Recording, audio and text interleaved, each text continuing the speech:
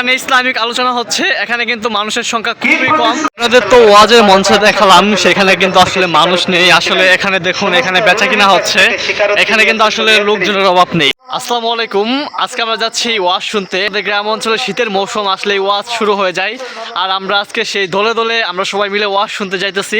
অবশ্যই আপনার আজকের ভিডিওটা খুব স্পেশাল হবে, এবং কি ওয়াজের আদ্যপান্ত মানে এখনকার গ্রামে ওয়াজগুলো কেমন হয়, মানুষ থাকে কিনা, সব কিছু আজকে বিস্তারিত আপনাদের সামনে তুলে ধরবো।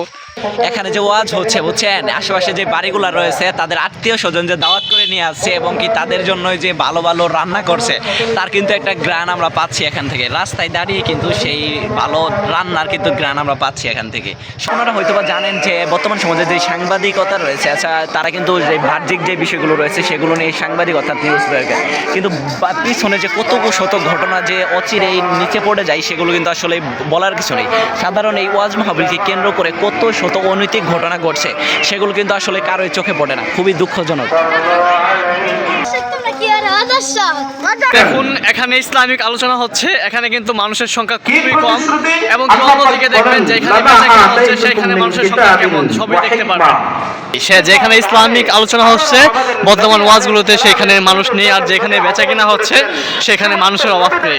মনে হচ্ছে যে এখানে একটা মেলা পড়ছে, যে ইসলামিক আলোচনা হচ্ছে, মানে এরকম ওয়াজ মানে এরকম বোঝাই যাচ্ছে না। ফ্রেমে যে চিত্রটি দেখছেন তা দেখে হয়তোবা মনে হতে পারে এটি একটি মেলার চিত্র, কিন্তু না, এটি একটি ওয়াজের চিত্র, যেখানে একটি ওয়াজ মাহফিলকে কেন্দ্র করে এরকম একটি খেলনার দোকান এবং যাবতীয় যা যা দরকার একটি মেলায় যে সকল দোকানপাট বসে, ঠিক ওই একইভাবে একই রকম দোকানপাট কিন্তু আমরা এখানে লক্ষ্য করছি, যা খুবই দুঃখজনক ব্যাপার। একটি ওয়াজ মাহফিল আয়োজন করা হয় যেখান থেকে মানুষ তাদের হেদায়েত পাবে এবং কি তারা খারাপ কাজ থেকে ভালো কাজের দিকে এগিয়ে আসবে এবং কি তারা তাদের ভুল বুঝতে পারবে।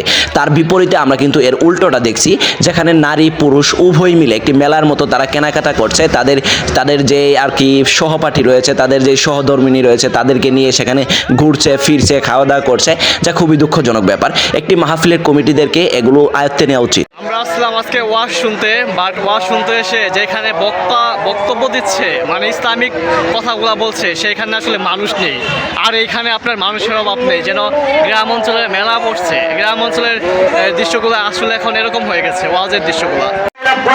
আপনি আমাকে এই মাহফিলের জন্য কবুল করছেন, এজন্য সবাই খুশির বাজার, জোরে বলেন খুশির বাজার। খুশি হয়ে আওয়াজ দিতে পারবেন তো? জোরে সবাই বলেন নারে তাকবীর। সবাই কেউ ঘুমান নাই, এখনো রাত্র গভীর হয় নাই, যেনারা আলোচনা করবেন তেনারা তো উঠেনি নাই, আমরা তো তেনাদের ছাত্র মাত্র। তোমাদের কাছে একজন রসুল আসবেন, যেই রসুল নবীদেরকে বলতেছেন মুসাদ্দিকুল লিমা মাআকুম, তোমাদের প্রতি যে